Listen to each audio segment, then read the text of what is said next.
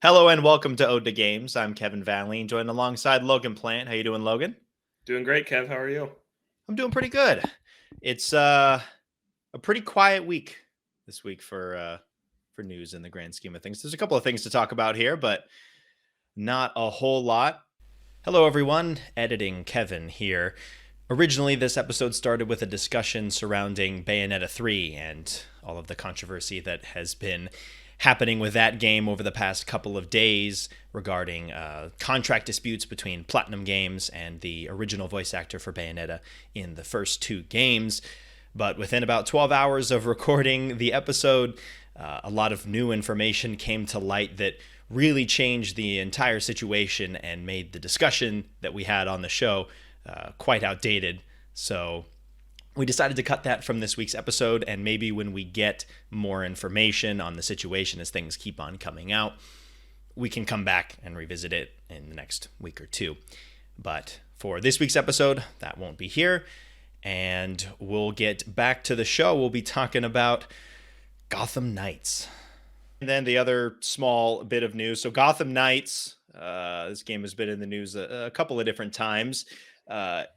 One of those was because they were getting rid of the last gen versions of the game and bumping it up Yep. to just a current gen PS5, Xbox Series game. And now they're coming out and saying it's only going to play at 30 FPS and there's going to be no performance mode option on either console.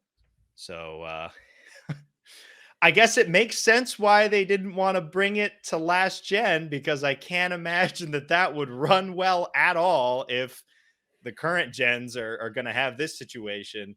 But Yep. what do you think about Gotham Knights? This game is not shaping up very well right now. No, the gameplay has really not grabbed me over the last months. We've had multiple gameplay showcases for this thing, and every time I'm like, man, it just does not look Yeah. very enthralling to me. I know there's still plenty of people who are excited for it, and I guess what I really think is I'm glad that they did end up canceling that last gen release, right? Instead of releasing some broken thing to that larger install base. Like, good on them. If Cyberpunk didn't happen, I don't know if they do this. Like, I always wonder that. Like when someone like this, they're like, we're canceling our last gen release. Is it because that was just the decision they wanted to make, or they see what happened with Cyberpunk when they released a broken last gen release and then decided to not do that same thing? But either way, I'm glad that happened because they would have been probably scamming quite a few consumers if they had released that thing, just based on what the next gen version looks like 30 fps Yeah. is probably not anywhere close to that on the last gen consoles. So yeah, this is a skip for me. I think I'm more interested in Suicide Squad from Rocksteady coming out next year. I think a lot of people are. um but yeah, did you see that video where like uh the Live in La Vida Loca's playing when they're fighting, and it's like a super weird soundtrack choice, and it's like, why is that I playing did right not now? see that. Yeah, yeah, it's super weird. Previews went out, and like a ton of people were talking about like, yeah, when this happened in our demo session, it was like the most like head scratching moment. And I saw a clip of the gameplay, and it's like, yeah, it's weird. Yeah, yeah, this Yeah, I saw game, a video it doesn't look of great. there was some combat on a roof or something, and there were like two enemies on opposite sides, and you would hit one enemy and then basically just slide over to the other enemy, do your attack, and then you could slide back. Like Uh-huh. your movement just looked really weird and really floaty and Yeah. didn't really feel like there was much impact.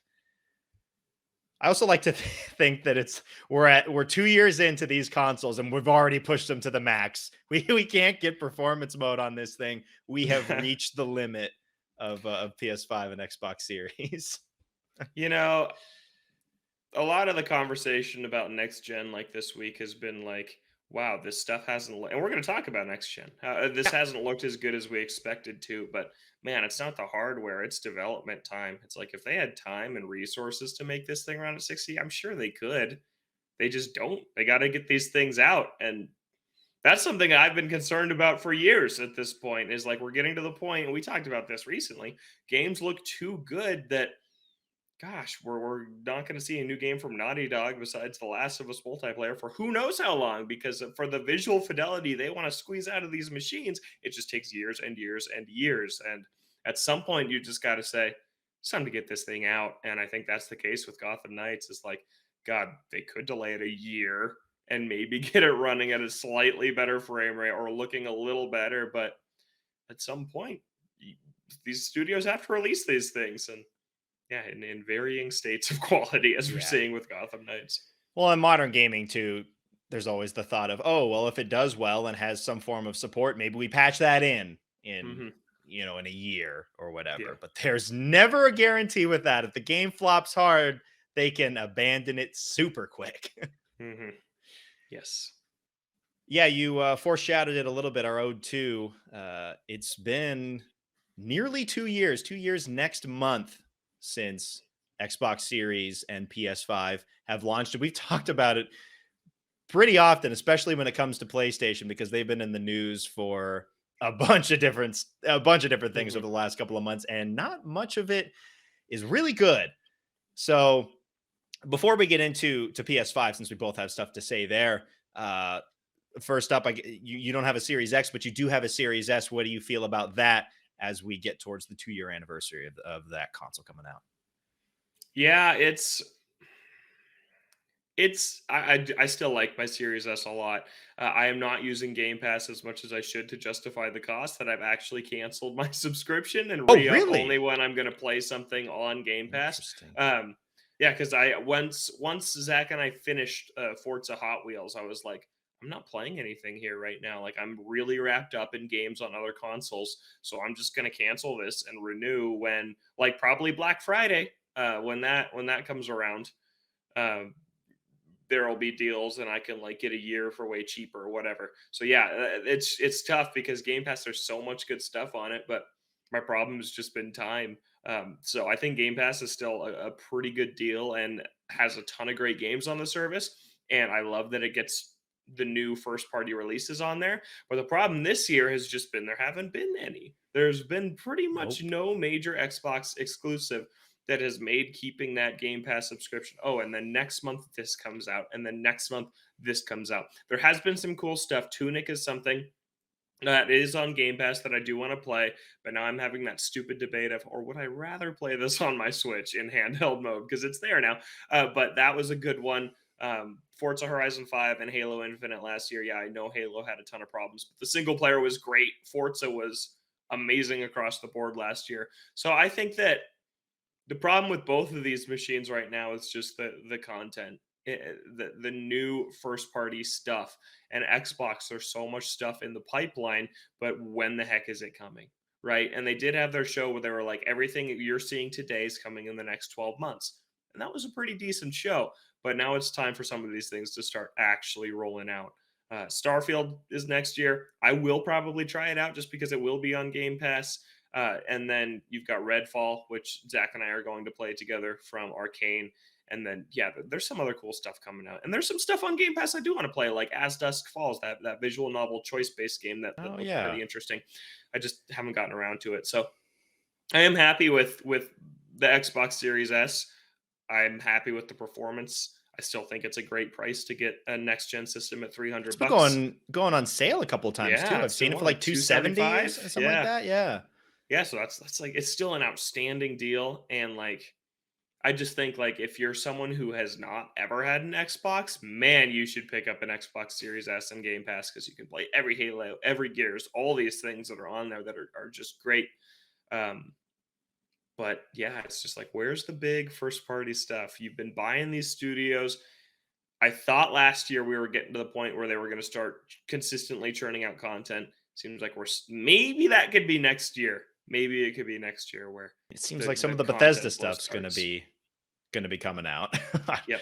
I don't know about the Yeah. more traditional Xbox stuff, like where's Fable at? Like where's that along in Yeah. development and And all what those? Yeah, Forza we don't know. Motorsport comes out next year too, I think. Yeah, I think So so. that's a good one too. Um, yeah, and then there's that cool. I'm forgetting the name of it now, but that RPG from Obsidian that's like looks like old Was timey feudal. medieval. Yeah, I don't remember what that one's called. Has it gotten anything beyond that initial trailer? Did it get another one? It got some people have been playing it. Like it Oh, got really? Oh, impressions. Yeah, oh. of I I don't was remember what it is. But Unaware. yeah, that game looks pretty cool. So there's definitely cool stuff in the pipeline for Xbox. Um, but yeah, this year's been a little bit barren, which sometimes you see in year two of a console. That to be fair, you do sometimes see that. You have all the big stuff in year one, and then sometimes it does seem like year two is like they're kind of gearing up for the next big things after that. Depends on if they can hit, because that's been the problem for Xbox too. Even if they have big games, it's like, oh, are they really going to hit? It's basically Forza Horizon is the one that Yeah. you can count on to be quality, and then everything else is like, oh, it could be good, hmm maybe not as much. I don't know. And yeah, It's with Game called Pass, Pentiment, Pentiment. That's and right. it's coming out on November 15th. Oh, Yeah, so it is less than a month away. oh So wow. that'll be a cool Are you game. gonna I hop will back in? probably check out. Yeah, I'll probably Game check that Pass. one out. Yeah, I feel like Game Pass would be a much easier sell to just have all the time if you are only on Xbox. When you're Yeah, talking about you own a Switch and maybe you own a PlayStation as well, that's a lot of games vying for your time. And if you picked a game up like retail, you kind of want to play that, right? Rather yeah, than playing a bunch of games that you have in a subscription library. yep, Um, yeah. always tough. How do you feel about having a digital console 2 years in? That's been Has that fine. still been chill? Yeah, it's been fine. The only like my sister has an Xbox, and I don't remember what game we were talking about, but she's like, "Oh, I can lend it to you," and I'm like, "Nope, you can't. I can't play it." Yeah, so that's been the only kind of bummer thing. But to save the $200 initially on the console, and then I don't have shelf space for a Series X. Like that thing is so big. Like the way my entertainment center is laid out, like the Series S slots in perfectly on one of my shelves. I don't have room for a Series X. And then honestly, like I feel like I would have spent a lot more money on Xbox games in the last year and a half since picking up my console if I had a disc drive. Like Black Friday, I would have been like, oh, I'll grab all this Xbox stuff, and Yeah. then probably wouldn't have gotten around to it yet. So I think it saved me a lot of money in the long run, and it definitely is like the Switch is my primary console, and then I don't even know what I play second most right now. Probably my PlayStation right now, but um, yeah, so it hasn't been bad. If I didn't have physical on my Switch or something like that, I wouldn't like it. But Xbox with Game Pass, it's fine. Not having a disc drive, I don't really mind it at all. Yeah, the Game Pass makes it a lot easier. So And you the just the have all price these is just digital games worth it. anyways. Like remember the Xbox One Sad Edition where it was like still like Oh yeah, that $250, was and it's like yeah. really like the price there didn't make sense. The pricing here does make sense. Yeah. So that's Xbox. Now let's get into PlayStation. Oh, and a Plague Tale is going to be on Game Pass. That's Oh such a big yeah. one. That's a That big one one. That's came a out. That big one's coming Game out. Pass Yeah. game that just got out. So yeah, I'll give them credit there. The games are starting to come out for the fall. Uh, You gonna hop back into Game yeah. Pass now? For Plague Tale, I haven't even played the first one, so no. For But I know Pentiment? probably maybe next month. Yeah, we'll see what I'm playing next month. I'm pretty busy with Sonic and Pokemon, so Oh yeah. maybe not Big right month. away. But what's nice about these first party ones is I don't think there's fear of them leaving. Like other Yeah, I games, think they're there's just fear that on they're going to there. go away. Yeah. But this is like, oh, whenever I pick it back up, I'll have this there to play. So that is nice. That like Near Automata, I really wanted to play, and then I went. I'm like, oh, it's no longer on Game Pass. Yep. That was kind of disappointing, but yeah, it's nice that the first party ones I don't think are ever really going to leave. I feel like they keep those on there at all times. I mean, that's kind of Yeah, one of the selling points is you have Microsoft's first party lineup just all there, all on day yeah, one. Yeah. yeah, All right, PlayStation. So we can both talk about this, and we've talked about it a lot. So I feel like we're going to be yeah. treading similar ground from previous conversations. But yeah, I feel like a lot of it in past conversations about it is centered on the lack of games. We're 2 years into this thing, and I try to not blow it too far out of proportion because I think with some consoles in the past that's happened as well. Like hmm this isn't some brand new thing where it's like, oh wow, a new console came out and it has very few games to play on it. Like that's happened before. PS4 didn't have all of like the showstoppers that it was getting later on in its life.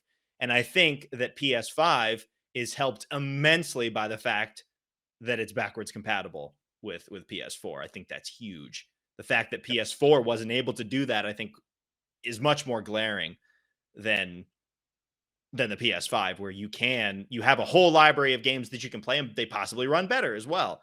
Like, I Hmm. think that helps it out a lot. But overall, when there's not something as ubiquitous as Game Pass, it kind of just sits, really. Yeah. Especially when you have something like a Switch where things are getting pumped out constantly. We've talked about it before. I kind of forget that I have my PS5 sometimes, which is crazy because it took a lot of effort to get it and then it just sits there. Yep.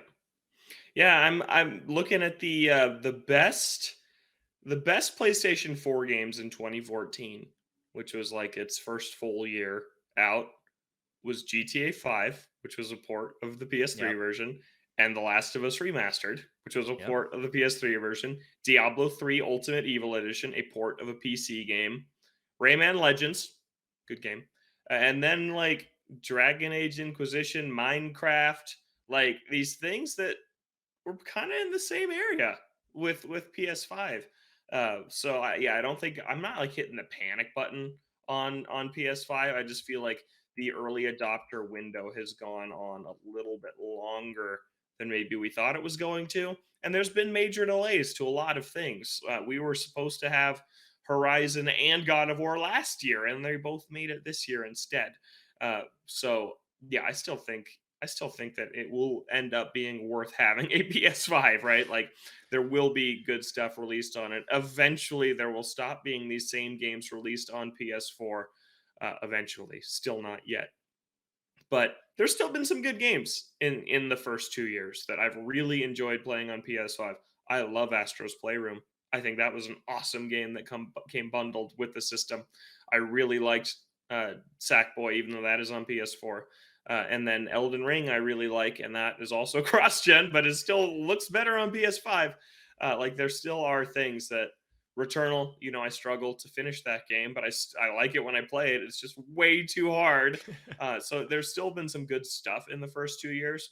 Um, I think more concerning than what we've had so far is like what's coming up, because we still don't really know God what's of coming War. up. God of War is coming out God of soon. War, people are And playing it now. yeah. Sonic, I'm gonna play on my PlayStation. But in terms of exclusives from Sony, we know nothing about Spider Man, and then that's it. Like that's it. We don't know. We don't know when stuff's coming out. Next year I think will be good. I think a year from now we'll be sitting happier with our PS5s than this year, because by this time next year on my PS5 I will have played probably Spider-Man 2. I think it'd be out around this time. I will Final Fantasy 16 is out next year. We'll be like 1 or 2 months away from Final Fantasy 7 Rebirth next year, Yeah. which is both those Final Fantasy games are PS5 exclusive. They're not on PS4. And we'll know about more things coming down the pipeline. Like there's Sonic Frontiers I'm playing on my PS5. Like there's stuff in the pipeline. I just need to know more about the first party games. Yeah. There's hopefully we'll get something that kind of lays it out because we really don't have a really good roadmap for that. Looking back at the PS4, I feel like those were some of those re-releases were a little bit more warranted just because it wasn't backwards compatible some of the time when Yeah. you're getting these re-releases on PS5 for the price that some of them are going for. It does feel a Hmm. little weird because you have a much cheaper option to play it on PS4, backwards compatibility on a PS5. But Hmm. I feel like that's just the nature of gaming at this point. Because games take so long to make, you really have to go back to the re-release well, either re-releases or, the gold editions, all the DLC bundled in, Ghost of Tsushima had the director's cut. Like those I feel like are much more necessary now to pad out the schedule when you just don't have a whole lot else that's going to be releasing. Yep. Re-releases and indies. That is kind of what is keeping the PlayStation 5 library alive right now. Yeah. And Yeah. there's still some good stuff we haven't played. Like we neither of us have played Ratchet and Clank. But then that's a separate issue, is like I don't want to spend that much money on Ratchet and Clank. Yeah, so $70. PlayStation was the one that ushered that in. And man, when I look back to the PS4, I got into so many different series because I got in at a relatively low price point. Maybe that's partly because that I got in a little bit later to PS4 than I did Hmm. PS5. But I felt like in general, games would drop a lot quicker. And from PlayStation's point of view, obviously they want games to hold their value as long as possible and get the most amount of money from each sale. But I also feel like there is some value in having timely sales to bring people into certain series. Hmm. You get them in with one of the games, and then maybe they love it and they'll be there day one the next time. Yeah. But if the game stays at a certain price point that the consumer doesn't feel is really valuable, maybe they don't play that game. And maybe because they didn't play that game, they're not inclined to play whatever comes next from that series or Yeah. from that developer. These games Maybe, are still pretty new, though. Well, they are still pretty new. Ratchet and Clank has already dropped. It's been $35. It has been 50% off. It has not been that for very long, and then it jumps back up to pretty much full price. But like, I would not be surprised if Ratchet and Clank this Black Friday is $29.99, and then it's like, yeah, that is a reasonable price. It's not as clutch as like 15 or 20 15, like these 20 things have bucks. gotten before, but when that's a 50, it's over 50% discount from $70 full price. Like, I think if Ratchet and Clank gets $29, I'll buy it like this Black Friday. Yeah, so it is still pretty early, but yeah, just starting at that 70 mark makes it so much harder to get down to that 20 mark. Like, nothing really does. Trying to think of any $70 game. Like, Deathloop was 60. I don't think it was 70, and I've seen it for like $20. Like, Returnal I've seen for like 35, but Yeah. never really lower. Like, yeah, it seems like the mid 30s is the lowest these things are going. Yeah. Maybe people don't want to hop in at that. And the 70 Yeah. bucks, I know it sounds a little bit ridiculous that it would skew me as much as it does sometimes, but I really do think a lot more about certain purchases. Like, do I need this game on day 1 for a possible $70? Mhm. And more often than not, the answer is no. Yeah. Like, there will be some games where yes, I will hop in at that $70 price point, but I feel like some games have gotten knocked off from buying it day 1 or around launch to, yeah, I'm going to wait for a price drop or two. Mhm. I'm not dropping 70 on that. I'm sorry. Yeah, I'm trying to think what $70 games I've bought so far. Have Because you? Horizon had the $10 upgrade. Did. Returnal I got for like 55, like on launch day. So it was a $70 game that I got for like normal price. Which is And good. then I'm trying to think, have I? Lost Judgment was 60. I think the only one I bought was for 70 was Tiny Tina, and that's because Zach and I played it together. I think that's the only one that I've gone in for 70, unless I'm forgetting something. So yeah, and it's been 2 years. I have largely stayed away from Yeah. the $70 games. Well, I feel I like it's won't going be to buying God of be War. it's going to be getting harder because Sony's going to be moving away from PS4 and PS5, cross gen releases, and so are the third party publishers. And when they do, they're going to bring everything up to 70 bucks, I would assume. And then that's going to be the question you have to answer for basically every major release, whether it be first or Yep. third party.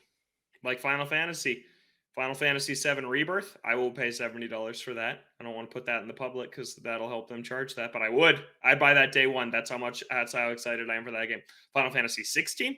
No, I wouldn't. I'm not invested in that franchise of Final Fantasy, so I would wait on that one. But for 60, I'll probably pick up Final Fantasy 16. It is such a weird mental thing. It's $10, but it does make such a big difference. Yeah, and when you've got multiple different consoles vying for your time and vying for your money, especially when you go over to Nintendo and there's still 60 bucks for each game on launch, Yep. like, man, you think about that a little bit more. It's like, man, why don't I just pick up a game on Switch instead, save 10 bucks and get a fun experience anyways on my Hmm. Switch. Like, Oh yeah. The Switch right now, we're just in that golden era. We're in that right time right now. We know yeah, a lot that's coming out. There's a lot out already. Man, yeah, it's in a good place. It's like where the PS4 was when we both picked up our PS4s. Like, yeah. what, you got it in late 2016, I got mine mid 2017, and it's like, yeah, that is just in the sweet spot. I Um mean, games are pumping out left and right, mhm. and there's already a decent library built up that you can go back to. Yep. It's a good spot to be in. Like, man, next year looks so good for Switch. I can't wait. Like, Pikmin 4, Zelda, and Fire Emblem. Man, those are all going to be really really cool. And then it's like that's more than I know anything else about PlayStation. Yeah, first party wise. Why don't we talk a little bit about the new features that PlayStation 5 added? Do you use those little achievement panels? No, man. I'm trying to think. Quick resume is the greatest thing this and it's generation not has, and it's not on and it's not PlayStation. on PlayStation, which is crazy. Yeah, I feel like Mhm. man, that's something that they need. I feel like that is one of those features that isn't a gimmick. It's just a great quality of life thing that Yep. you're just going to constantly use. Whereas the the achievement, the trophy thing, just disappeared on launch. Basically, I have never looked at those ever. They don't The do activity cards. anything. Yeah, Yeah, me neither. Yeah, I don't use that at all. The DualSense, if I like what it does or not, is really game specific for me. Didn't really care for it in Horizon all that much. Like, it didn't add anything to the experience. In Astros, it's great. In Returnal, it's great. So that's really a case by case basis on if I like what the DualSense does. can decide if But you want to have a good battery life or an atrocious battery life. gosh, it is just so bad. It feels like a wired controller to me. Like, it is worse than the I I haven't played my PlayStation in a couple weeks, and then I went to play Tiny Tina with Zach, and I turned on my PlayStation, and there was enough battery in my controller to turn on the PlayStation, and that was it. I was like, okay, I'll grab the other one, and then it was dead. Both my controllers are completely dead after just sitting idle for a couple of weeks, and it's like, man, really? These are It's like the Wii still U. kind of new. Yeah, it is like the gamepad. Like, the battery life is so terrible. And when we talked about this console, that was like on our top three wish list of things we wanted to be better was battery life, and Yeah, because it's the not. PS4 wasn't great either, but I feel like, It's worse. especially if you have, the extra features of the controller on, yeah, it is significantly worse Yep. than the PS4 was. Yeah. Now, granted, the PS4's feature that it added was basically a nothing. It was the The light light. bar, Yeah. which has Yeah. no real function as compared to that the haptic feedback that you can get from the dual sense. So I get that, like, it has more utility, but man, I play my Switch and that Pro controller goes for days. And then I Mhm. go to PlayStation and within one play session, I'm starting to run out of battery life. What is happening here? Yep. Yeah. So that's an issue that we're dealing with for another generation because it's not going to get better. They just announced that $200 controller, Oh Kev. God. Yeah, $200. I don't get those controllers. I'm already Me neither. sitting here like I don't want to spend $70 on these controllers. I'm not going to be spending $200 on a controller. Hmm. There's no way. Yeah. Yeah.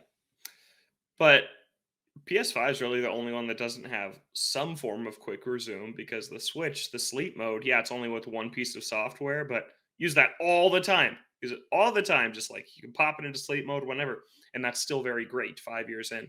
And then Series S and X has that, but on a much larger scale with multiple pieces of software. But PS5, do you use rest mode? I don't. It's rest mode is so finicky that I don't use it. Like, it causes people's consoles to crash, and like that's where you get a Yeah. lot of issues is rest mode. So I just don't use rest mode.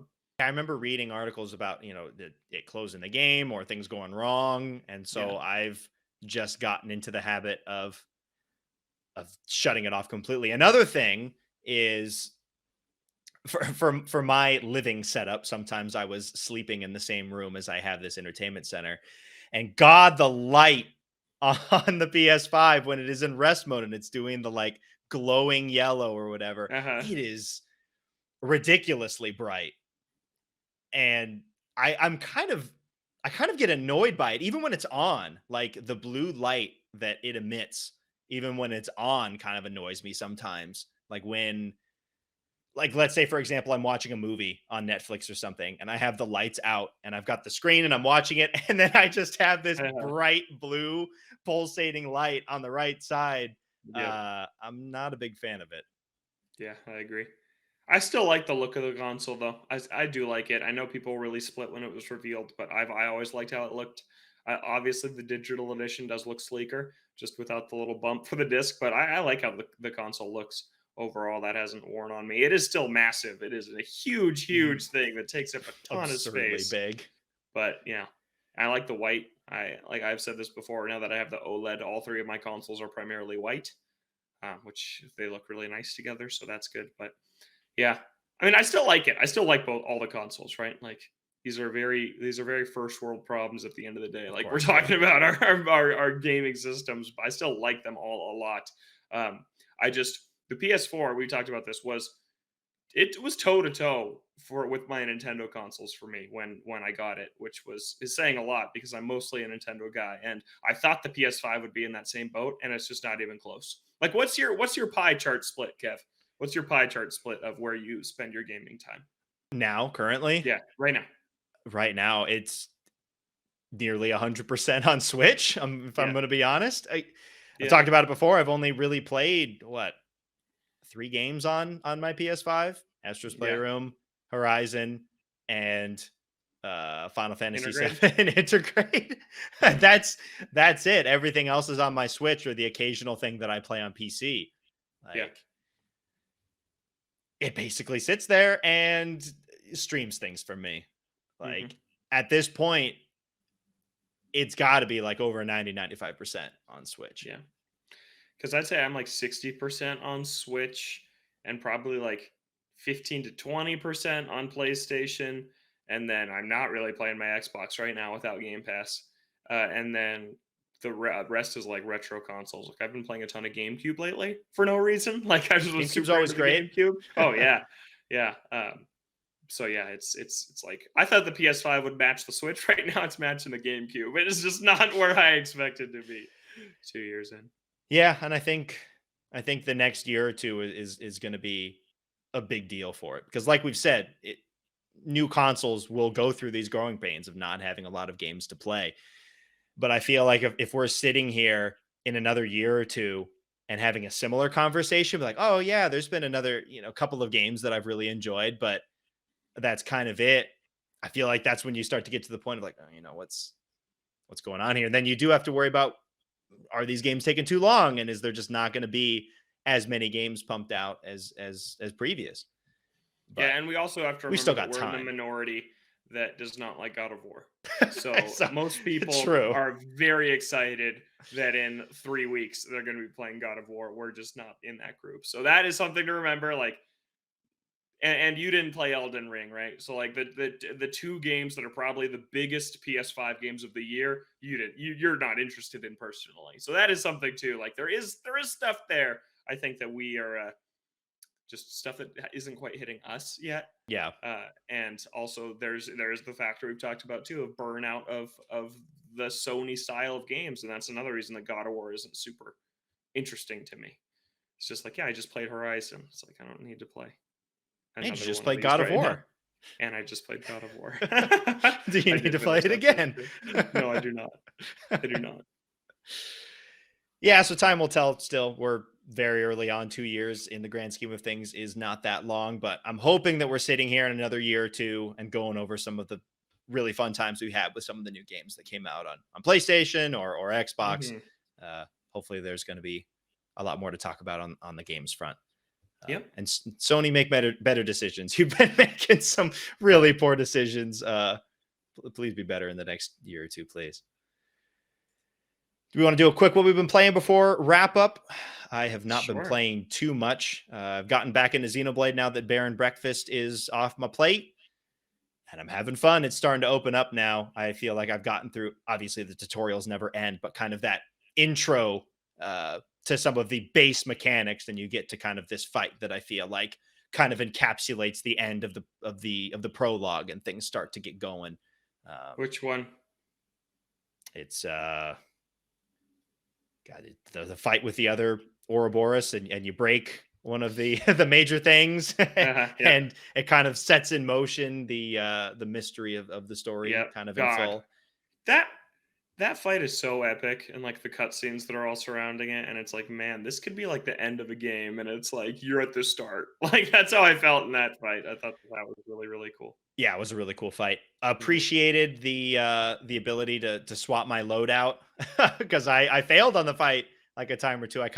I went in I was like swapping character builds in their different classes because I was trying to level those up, and I messed up and had two in the same class that I didn't want to be, and so I kind Uh-huh. of came in uh, at a personal disadvantage. So it was nice to be able to, if I failed, to completely swap everything out and give people new items, different move sets for those fights. That was that was very nice to be able to do that without having to like completely back out.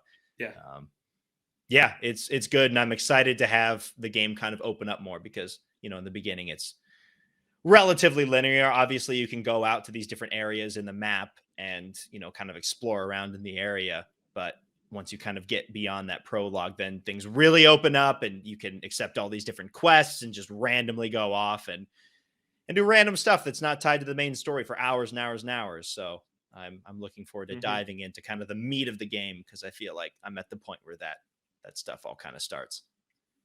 Awesome. Yeah, I'm playing that a little bit too. I didn't list it because I don't really have anything new to say. But yeah, I'm still playing that.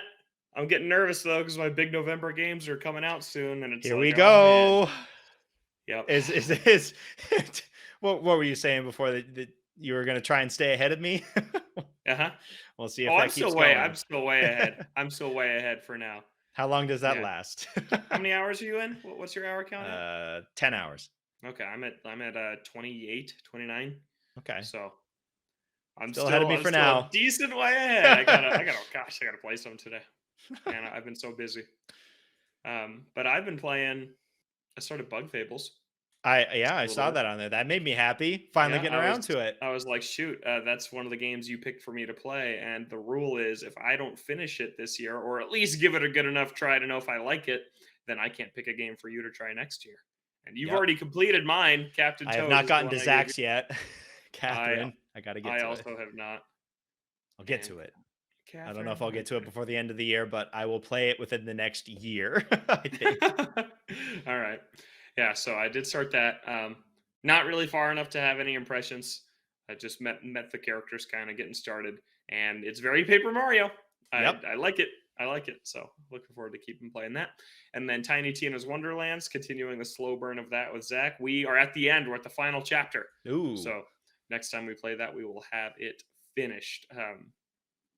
Yeah, I'm getting a little burnt out on it. I don't think that the looter shooter style is exactly for me. I don't remember if I voiced this on the show before, but it's just loot overload, man. I get these guns I like, and then I feel like an hour later they're outdated, and I'm like, man, Yeah. it should be fun to upgrade and switch, but I like my setup so much right now. Like, I You don't really want have to to be switch. malleable with your loadout because it changes constantly. And I kind of felt that too. I felt like I was never as apt to completely swap my loadouts like all the time. And I would get to the point where I'm like, oh, this gun actually sucks now. Yeah, uh-huh. That would happen more than once. Yeah, so I'm at that place with a couple guns, but I'm just too attached to let them go. But it's still fun. It's funny, and I like how it looks a lot. And I love how the side quests are super cool because they adjust to your level. So you can go if you didn't do a side quest from like the first area of the game, you can go back and do it and actually meaningfully level up your character for the main mission. So it's cool That's how that all nice. works Yeah. out. It's really smart. And then Metroid Prime, I'm playing on GameCube, is Ooh. what I'm playing right now. On my other podcast, we ranked the top 25 GameCube games. This got a very high ranking, even though I have not finished it. So I decided, I'm tired of waiting for this remaster. If it comes out, Wow. whatever, I'm Yeah. just going to play it now. So I've been playing it on my GameCube on a CRT, and it's so cool. It is such a cool game. It's amazing how good it still looks. Like, I can't even imagine the jump from playing like Banjo Tooie and Majora's Mask, and then Metroid Prime comes out like a year and a half later. Like it just looks amazing still to this day, and is a super cool game. So yeah, that's what I'm up to. But Xenoblade, gonna play Xenoblade. Gotta keep ahead of me. Yep. Can't be the Origami King situation where you're like, oh, you gotta play this, and then you stop Hmm. and I plow past you and finish the game. Yep. Oh, Yeah. I'm never finishing that game. I don't blame you. It's I wouldn't want to play it again ever. And Mm. a quick thing on GameCube, it still constantly impresses me how good those games still look. Way better than the Wii. Yeah, I mean that I think is the really stark comparison that makes them look even Yeah. better when you go play the next console, and anything that's not like Mario Galaxy basically Yeah. is just like, ooh, that Does Uh-huh. not look good. God, are there any other games that still look okay?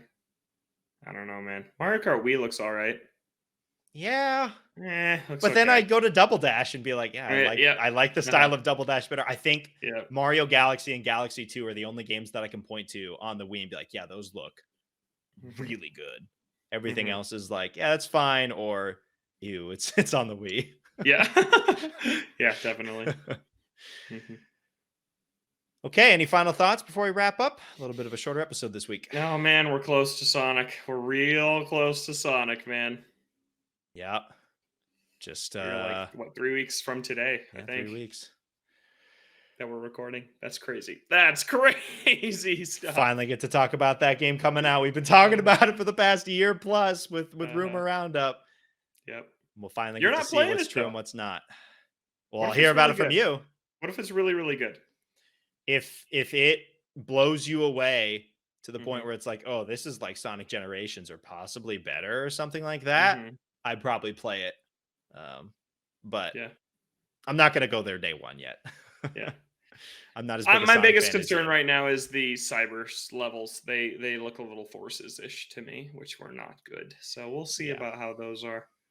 But yeah, we're 3 weeks away from knowing the biggest game release of that week. of the Not God one of of War. the week of Not God of War, which not of comes the out the month. next day. And of the month. Of the year, really. It's the biggest release of the Of the year. generation, really, if Uh-huh. you want to go that far. Yeah, I would. I would.